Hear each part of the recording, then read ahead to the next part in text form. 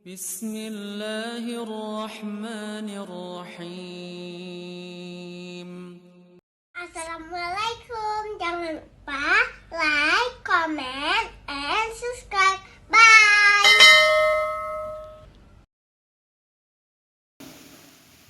Yang kecil udeknya sebetulnya hanya susah mendapatkan surga kalau kita lihat dua ini. Tidak susah mendapatkan surga bila kita mampu menjaga dua ini. Dermawan dan bertakwa. Di dalam surah Ali Imran ayat 112 sering kita baca ayat ini. Duribat alaihimudz zillatu aynama thuqifu illa bihablim minallah wa hablim minan nas. Di mana saja kamu berada akan berada di dalam kehinaan kecuali yang bagus hubungan dengan Allah dan bagus hubungan sesama manusia. Hubungan dengan Allah itu takwa, hubungan sesama manusia itu dermawan. Maka menyemampu terjaga hablum minallah hablum minan nas. Hubungan dengan Allah sempurna, dengan manusia juga sempurna, selesai sudah. Tempatnya surga. Cuma tidak semudah membalik telapak tangan. Karena manusia itu dihiasi oleh nafsu. Innama yajri syaitan fi bani Adam yajradda. Sesungguhnya syaitan itu mengalir pada manusia. Yajradda, mengalirnya lewat darah. Jadi syaitan itu dalam hadis mengalir, syaitan itu dalam tubuh manusia melalui darah. Fayudhiqu majra bijil, maka persempit tempat mengalir syaitan itu dengan bilju dengan lapar. Supaya syaitan tidak masuk dalam diri kita, maka persempit jalur masuknya melalui lapar. Makna melalui lapar adalah dengan berpuasa. Pertanyaannya, bagaimana syaitan bisa masuk dalam lubang pembuluh darah kita mengalir? Jangan dimaknakan secara letterlek, tetapi maknanya ulama menerjemahkan masuk syaitan di dalam diri manusia melalui darah. Darah itu bermakna syahwat. Syahwat, nafsu. Maka bila manusia tidak mampu mengendalikan syahwatnya, walaupun dia berpuasa, juga tidak berefek pada dirinya. Yang kerja ramai takalan puasa rajin, korupsi juga rajin. Puasanya nggak tanggung-tanggung, puasa Nabi Daud lagi. Tapi syahwatnya kepada harta, menghalalkan segala cara juga tidak kendor. Ibadah maksiat jalan terus. Itu faktornya syahwat.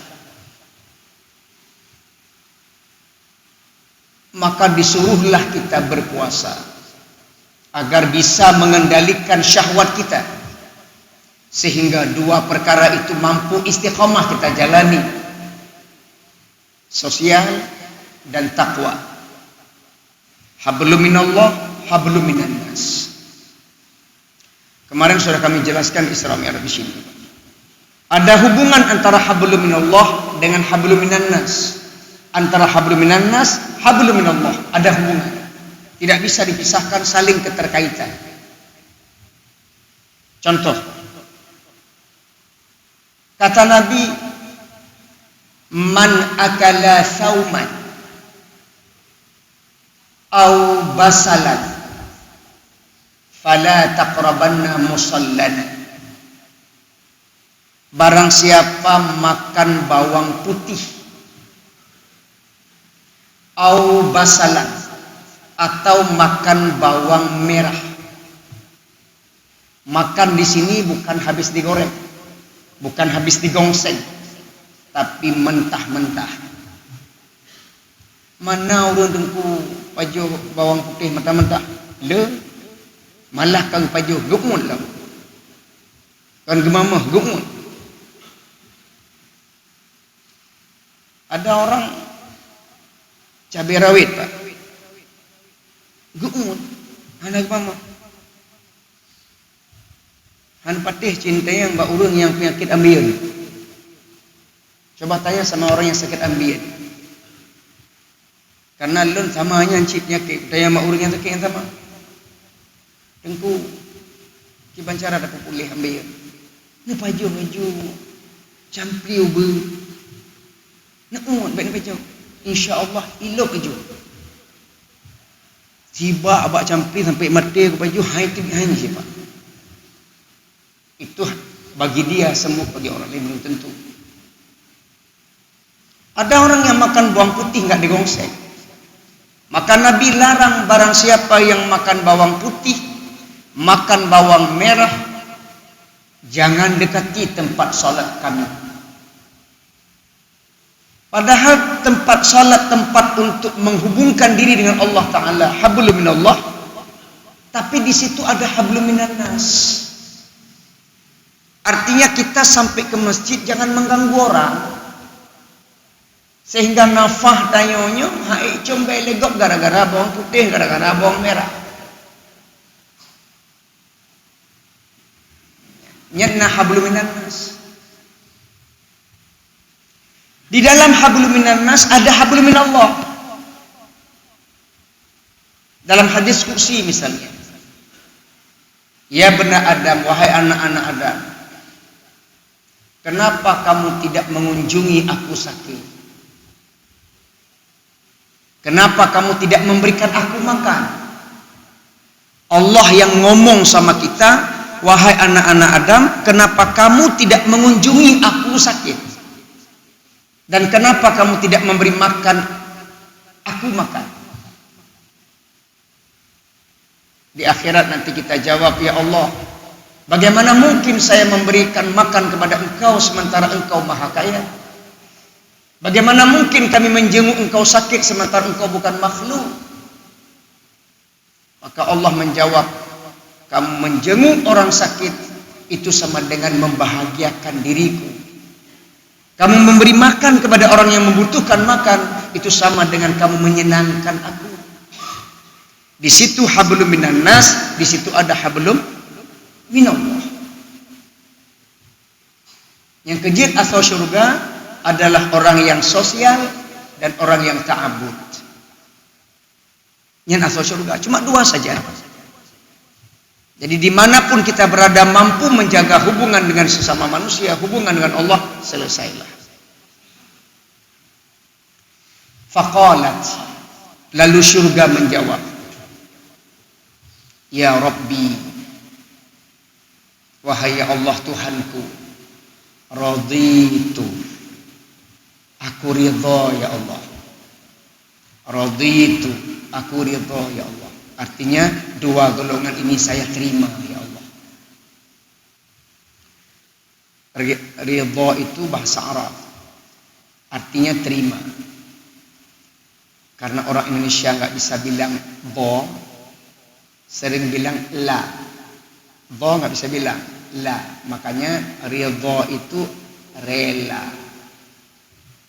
Sebetulnya redha, makanya karena hanya begah bo la rela. Makanya ibu-ibu kalau ada suaminya yang namanya ridha, berarti bang rela gitu. Itu karena nggak bisa bilang bo. Walamma khalaqallahu an-nar, Dan tatkala Allah menciptakan neraka, faqalat, maka neraka juga ngomong. Apa kata neraka? Ya Rabbi, wahai Allah Tuhanku, lima khalaqtani, ay liman khalaqtani. Wahai Allah Tuhanku, untuk siapa saya diciptakan? Faqala, maka Allah menjawab, likulli bakhilin wa mutakabbirin. Dua juga, Pak. Neraka, kamu untuk setiap orang yang bakhil dan sombong. Maka ayat tadi, wa amma man bakhila wastaghna, dan tatkala sombong dan merasa cukup. Wastaghna itu merasa cukup. Yang namanya merasa itu sombong.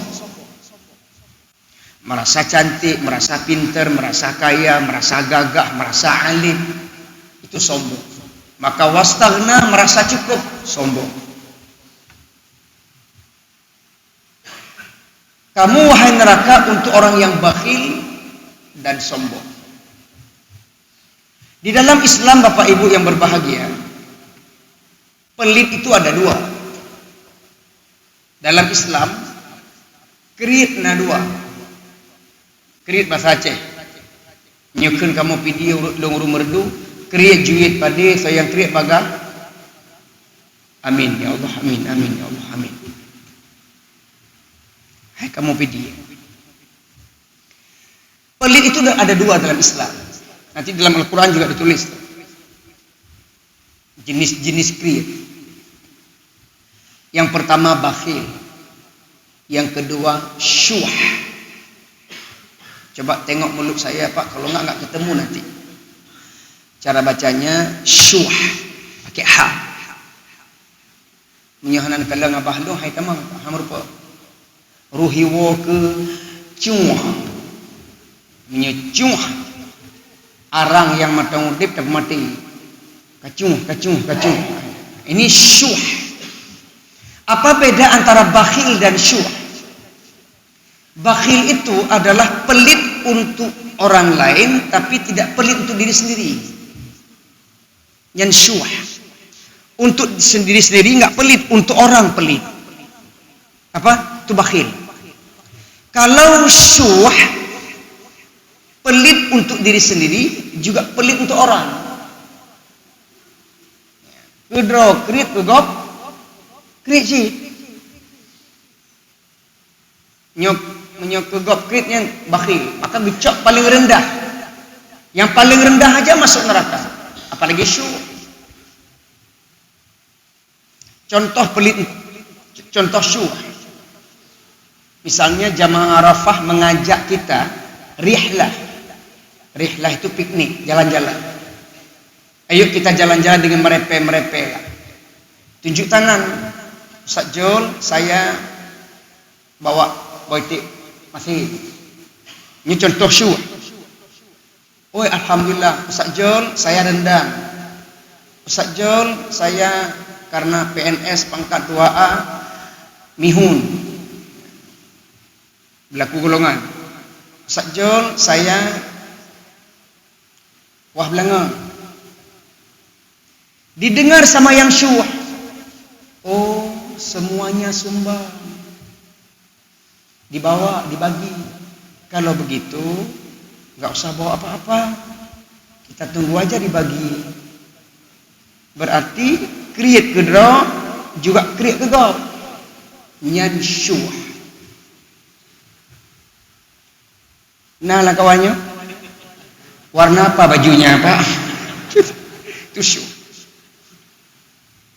Kalau bakhil untuk diri sendiri, untuk orang enggak. Untuk orang pelit, untuk diri sendiri enggak. Maka paling rendah disebut dalam hadis bakhil. Yang rendah saja masuk, apalagi syuh. Jadi itu orang penghuni neraka. Yang kedua sombong. Iblis saja diusir. Wa idh qulna lil malaikati isjudu li adama fasajadu illa iblis aba wastakbar. Maka jamaah sekalian yang berbahagia, syurga itu untuk dua golongan, neraka juga dua golongan. Arduhas samawati wal ard. Surga itu seluas langit dan bumi, tapi hanya diisi oleh dua golongan. Neraka juga begitu, hanya diisi oleh dua golongan. Terserah kita. Semoga kita istiqamah dalam kedermawanan dan ketakwaan. Kita berlindung kepada Allah dari bakhil dan sombong. Demikian yang dapat kami sampaikan, lebih dan kurang saya mohon maaf. Akhirul kalam, billahi taufiq wal hidayah. Wassalamualaikum warahmatullahi wabarakatuh.